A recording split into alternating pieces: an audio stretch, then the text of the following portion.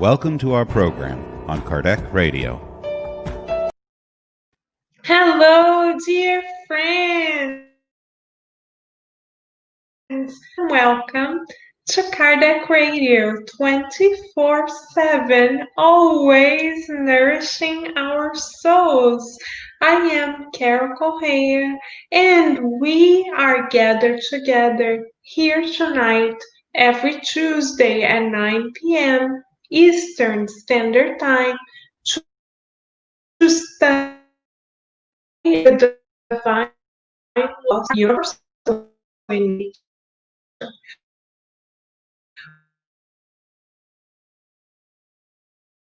Friend, the supreme intelligence not of the earth, but of all creation, wished it to be so. And we learn through Spiritism, which is reasoned faith, that these divine laws are registered in our consciousness.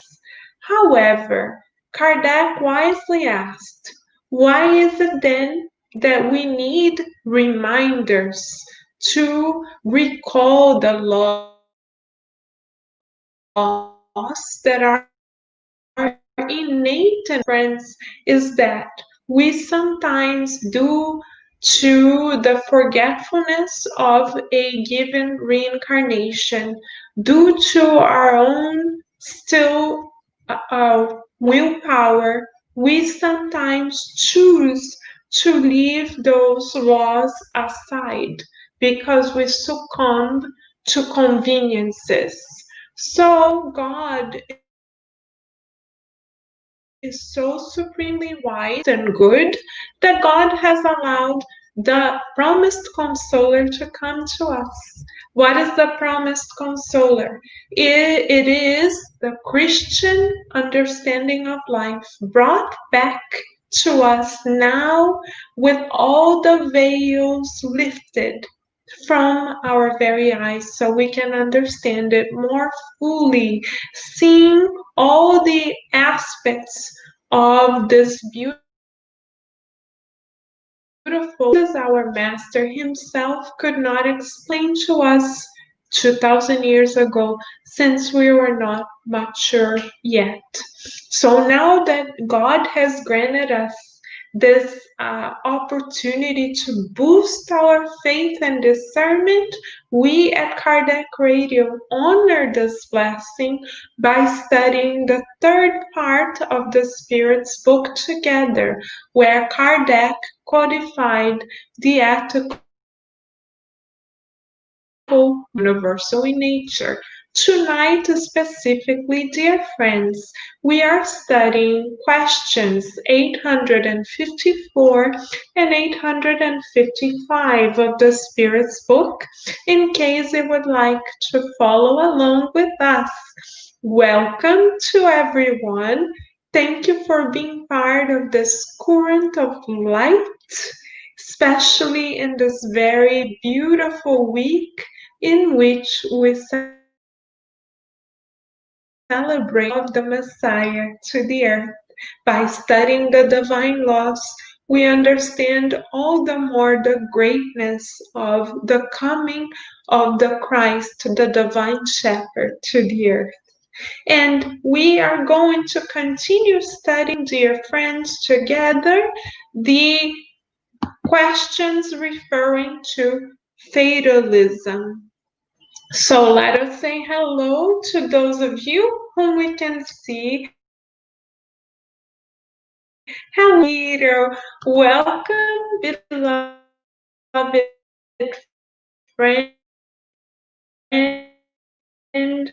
Say hello to Pink as I see your best wishes. And everyone, please feel well to love us. And also feel free to write a comment if you wish, in order to make our study more interactive. The more we interact, the more we learn from each other's insights. After all, we are co-creators with God. Isn't that beautiful, dear friends, that God loves us so unconditionally that God granted us the opportunity to co-create our reality with Him.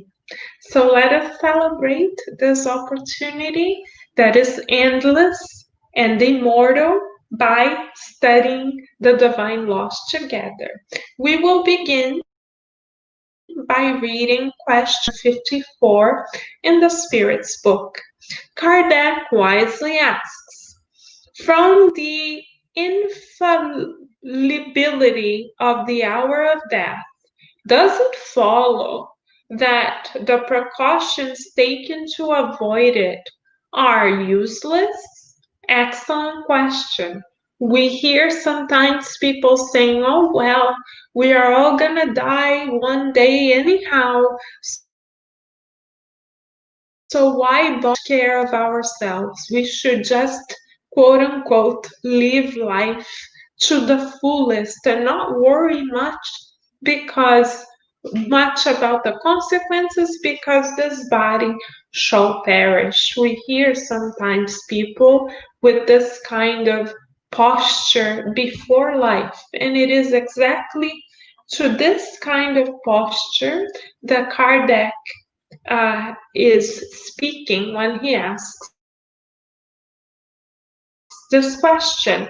Now, dear friends, from the mentors that guide humanity together with the Christ and under the command of the Christ, they respond to Kardec by saying, no, these precautions are not useless because the precautions you take are suggested to you in order to avoid death that could result from the dangers that threaten you. They are used so that it does not occur. So beautiful, dear friends, the wisdom of God is infallible. As we were saying, we have been given the blessing of co-creating our realities with God. So God gives us the instinct of preservation in order for us to work with God, to care for the pressure, have this inbuilt gut feeling, this internal alert system that is better than any hardware or software out there that allows us to feel when we put ourselves in a dangerous situation. This inbuilt, innate, divine protective system is in place. Create an extended opportunity to be in this reincarnation. Life is so precious that it is our duty to preserve it, dear friends. There are billions of discarnate spirits as we speak in line to reincarnate. We ourselves are likely to have on end in order to be able to reincarnate as well. In the book Nosso Lar, we see Narcisa, a nurse who worked in the Nosso Lar hospital for 20 years non-stop in order to earn the right, the privilege of a reincarnation. So we who have the knowledge doesn't happen just because that it takes a lot of planning for us to take a physical body. All the persons, spirits with whom we need to re-encounter need to be incarnated as well. They need to be in the exact position that God wishes them to be for our own betterment. They sometimes in the spirit realm years ahead, as we see in the book Life Goes On. In the book Life Goes On, we see that one member of a particular family steals money temporarily from another member who is discarnating, but then the spirit mentors plan ahead, 50 years ahead, so that when the discarnate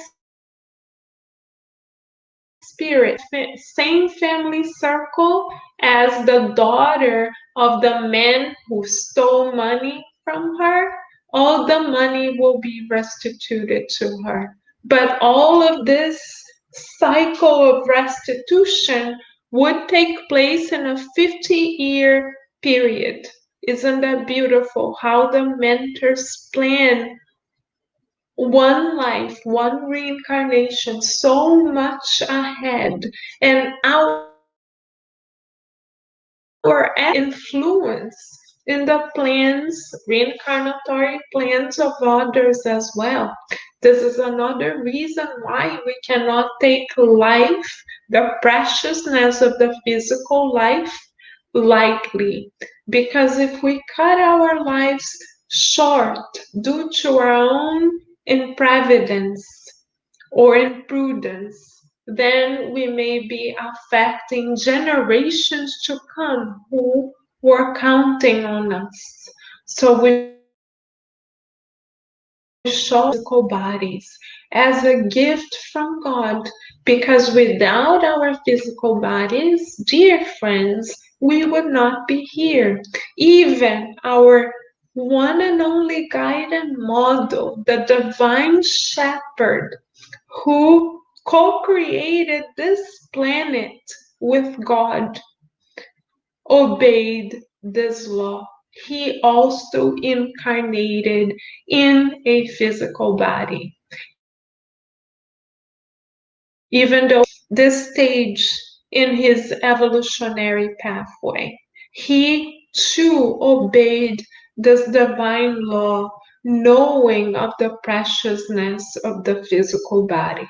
This is why, as well, our Master Jesus performed so many loving miracles, reinstituting those who were sick back to health, nurturing them back to health, to make good use of the moratorium of the life extension that was given to them. So, because life is so precious, because our one reincarnation impacts our immediate circle of action, impacts generations to come, impacts everyone in the social scale with whom we are in contact, and now with social influence goes even further.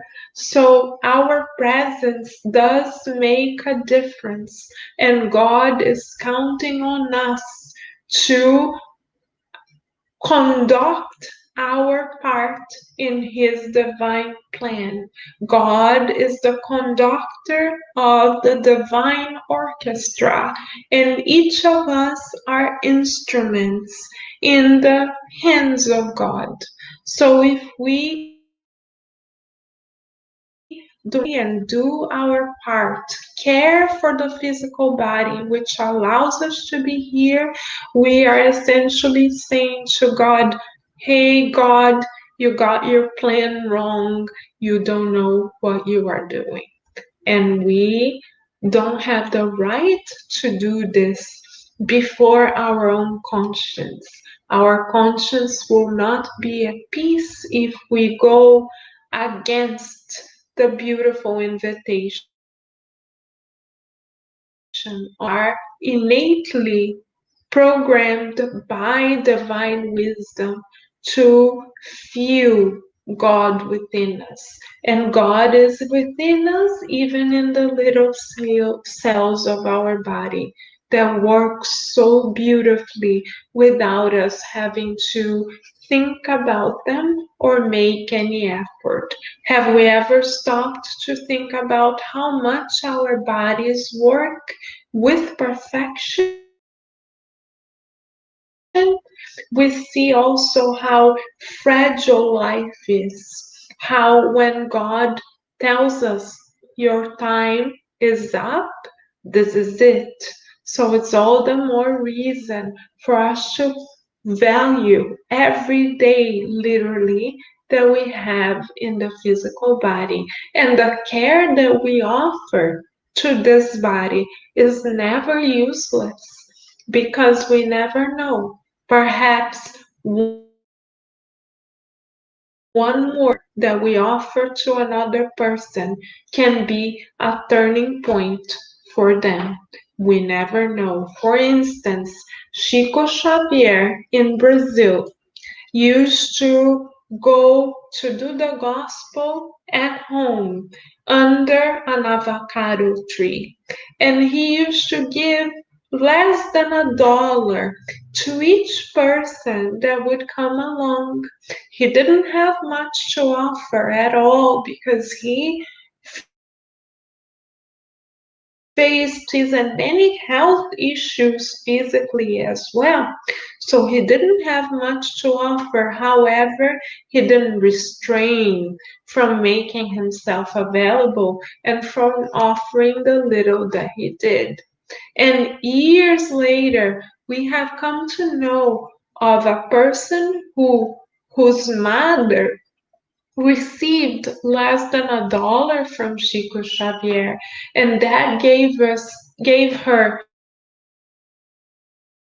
such that she was able to work even harder, pursue new goals in her life, and now her daughter lives in the United States and lives a very comfortable life as a spiritist, treasuring the wealth that Chico Xavier has offered her and her family, not the material wealth, but the wealth that is imperishable, that nourishes the soul. So sometimes we think, oh, so much. What difference does it make? We know, dear friends, that our actions do make a difference, not only for ourselves, but for others as well. So much so that 2000 years later, we are talking about the divine shepherd that was completely disdained by his society to the point where he was crucified. And he was so humble, and yet we are still talking about him. So our lives are a gift from God. Let us remember that and be thankful for this reincarnation. Perhaps a Christmas gift that we could give to ourselves and others is to make a list of the blessings that others have offered to us that perhaps we don't vocalize as often. Wonderful for all of us to vocalize in the written form even how much of a particular person has brought to our lives, has represented in our lives. Maybe that one person is so patient, so kind, so consistent that they change the way we perceive our journey in the world. And all of us can both has been that reference point to us, and we can also become that person to someone else. So this is the invitation for us tonight to bring the feeling of the Christ being born in the manger of our hearts, valuing every precious second and every blessing that we receive because, yes, we have been granted without which we would not be able to manifest ourselves here. What a gift to count our blessings, including that of the physical body. So let us continue, dear friends, to question 855, where Kardec wisely asks, what is the intent of providence in making us incur dangers that will have no reason? From the illuminated minds is very wise. As always, they respond to Kardec's question, dear friends, by saying, when your life is in danger, it is a warning that you yourself have desired in order to turn you from wrongdoing and to enable you to become better. Once you escape this danger and wise of the risk you incurred, you consider with greater or lesser intensity, depending on the strength of the action of good spirits, to become a better person. However, once the bad spirits, I say bad in reference to the ignorance that is still in them, return, you think that you can dodge other dangers.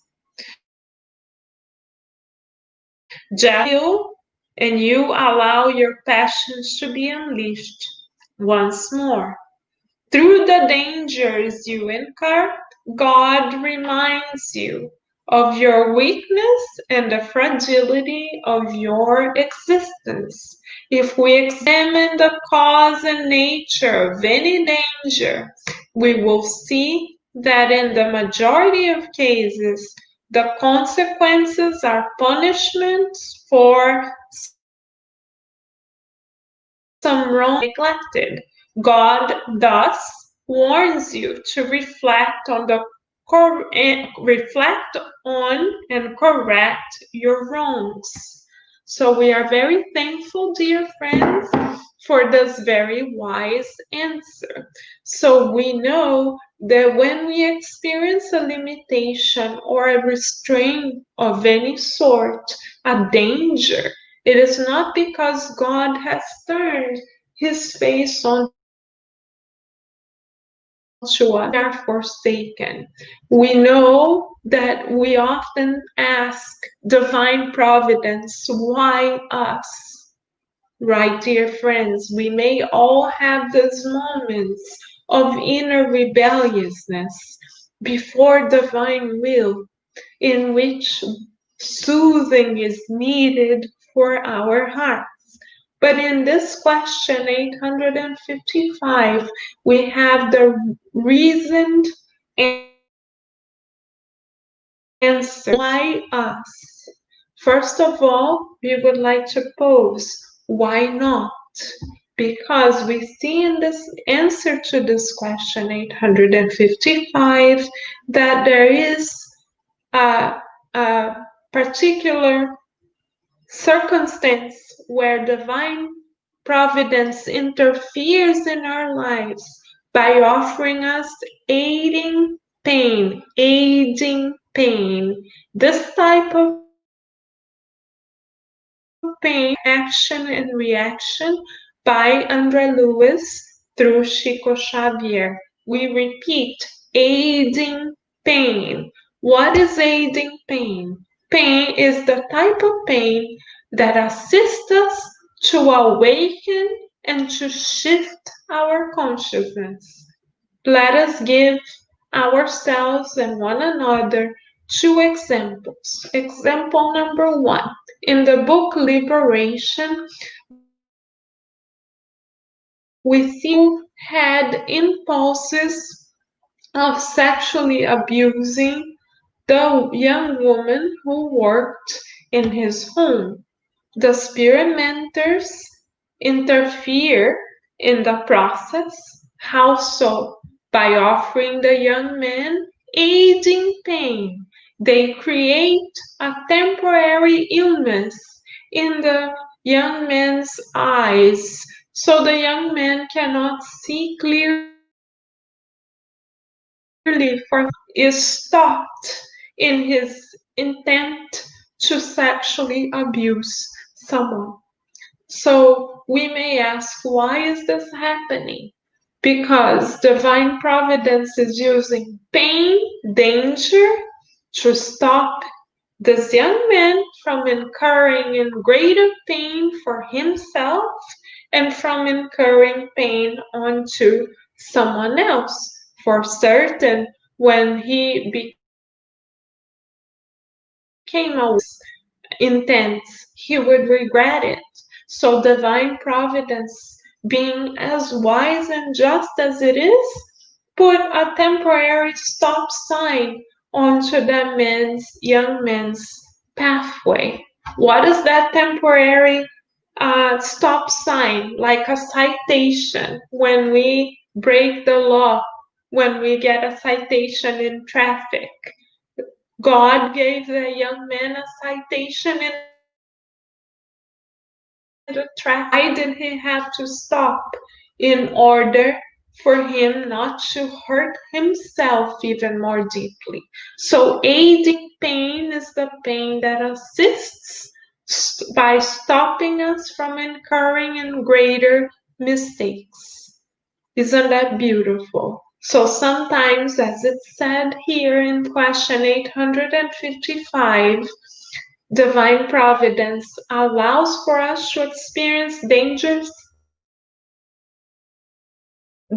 to give us a citation in the traffic of life so that we stop and recalculate our route.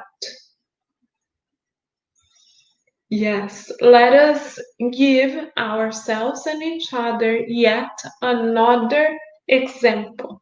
In the book Sex and Destiny by André Luiz through Chico Xavier, we see Marita trying because of having felt heartbroken and forsaken by God.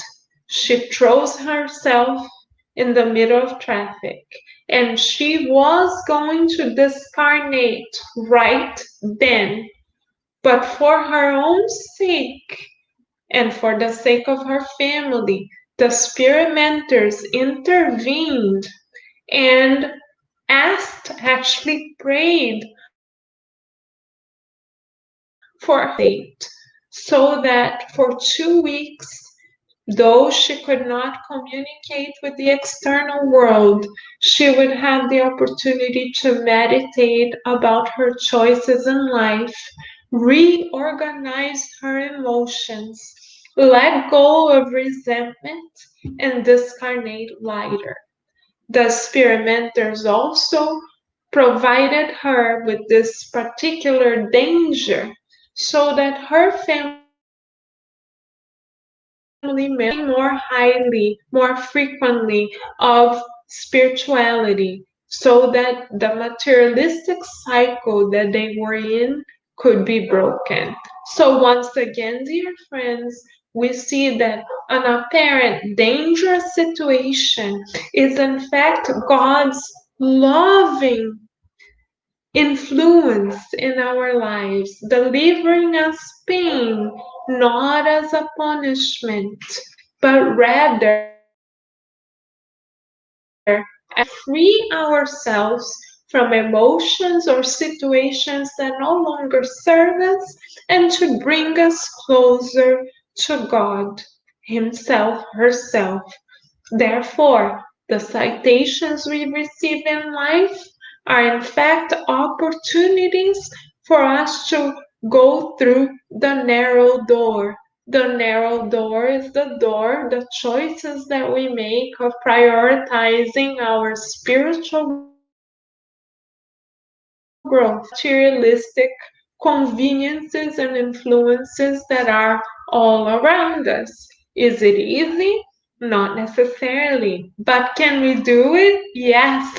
Why? Because we have a guide and model whose incarnation on the earth from the highest spheres we celebrate this week. So in the name of the Christ, we would like to thank God for the gift as our take-home message.